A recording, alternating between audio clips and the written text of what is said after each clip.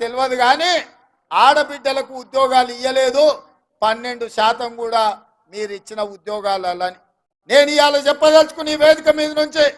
దాదాపుగా 28,000 పైచలకు ఉద్యోగాలు ఇస్తే 43% మేము ఇచ్చిన ఉద్యోగాలలో ఆడబిడ్డలకు మేము ఉద్యోగాలు ఇచ్చినాం లెక్కలతో సహా పేర్లతో సహా మేము చెప్తాం శాతనైతే నీ అయ్యను అసెంబ్లీకి దోలు అసెంబ్లీలో మొత్తం 43% ఆడబిడ్డలకు ఇచ్చిన ఉద్యోగాలు ప్రతి ఆడబిడ్డ పేరు చెప్పే బాధ్యత నాది సభలోకి రారు సన్నాసులు సభలో మాట్లాడరు రమ్మంటే పారిపోతారు కళ్ళలకు చూడడానికి భయం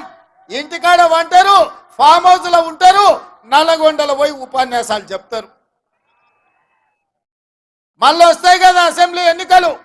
లేకపోతే రేపు జరగబోయే పార్లమెంట్ ఎన్నికలు మీకు డిపాజిట్లు వస్తావేమో చూసుకోండి ఈ శాసనసభ సమావేశాలలో నీ అయ్యను రమ్మను